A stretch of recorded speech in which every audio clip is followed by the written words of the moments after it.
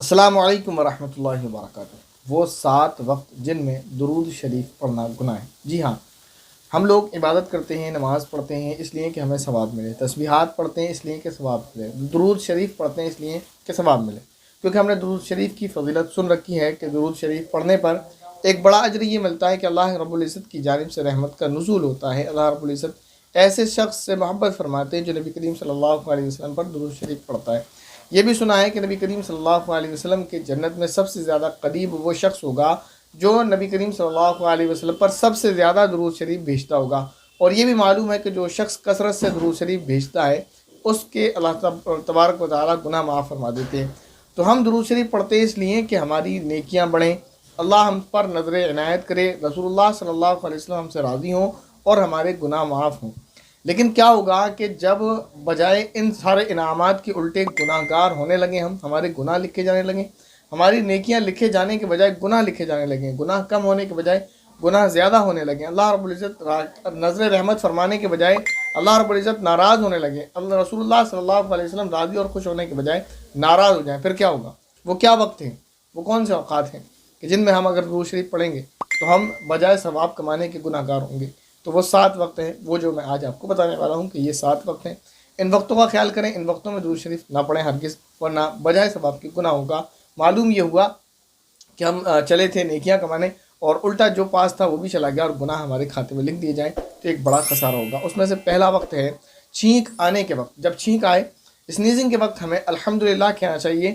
اگر کسی کو چھینک آتی ہے تو وہ درود شریف نہ پڑھیں، اگر کسی کو چھینک آتی ہے تو وہ الحمدللہ کہیں، اور اگر اس چھینکنے والے کو کسی نے سنا الحمدللہ کہتے ہوئے تو اس کو چاہیے کہ وہ جواب میں یرحمک اللہ کہے، اگر چھینکنے والا الحمدللہ کہنے والا مرد ہے، اور اگر الحمدللہ کہنے والی چھینکنے والی عورت ہے تو اس کو یرحمک اللہ کہے۔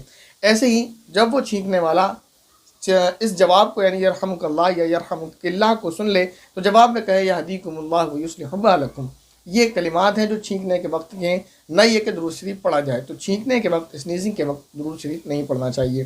دوسرا وقت ہے ذبح کرتے وقت۔ کسی جانور کو ذبح کرتے وقت ہمیں اللہ کا نام لینا ہے، بسم اللہ پڑھنا ہے، بسم اللہ الرحمن الرحیم پڑھنا ہے، درود شریف نہیں پڑھنا ہے۔ تیسرا وقت ہے تعجب کے وقت۔ کسی چیز پر آپ کو تعجب ہو، آپ تعجب میں پڑے ہوئے ہیں، اس وقت درود شریف نہیں پڑھنا ہے، درود شریف پڑھنا اس وقت میں مکروہ ہے۔ چوتھا وقت ہے کسی کو ٹھوکر لگے، جس وقت ٹھوکر لگی آپ گرے اس وقت جو ہے درود شریف نہیں پڑھنا چاہیے۔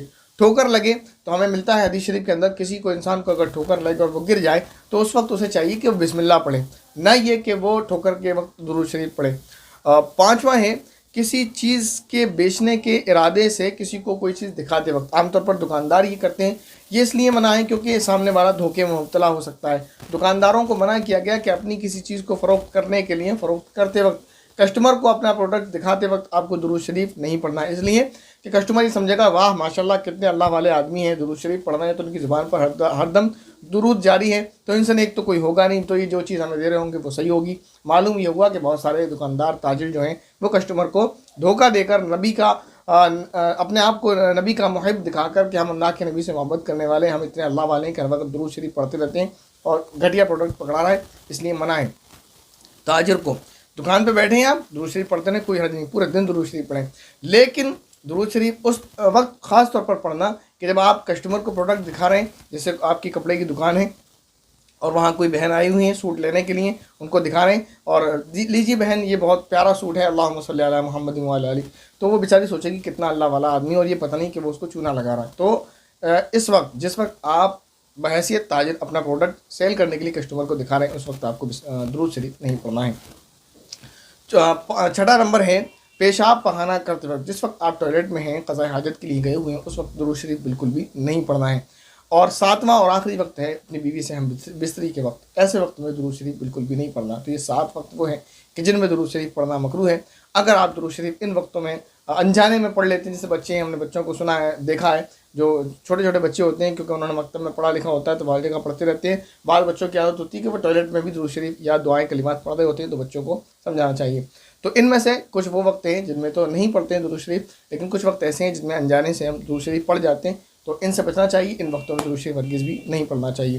السلام علیکم ورحمۃ اللہ وبرکاتہ۔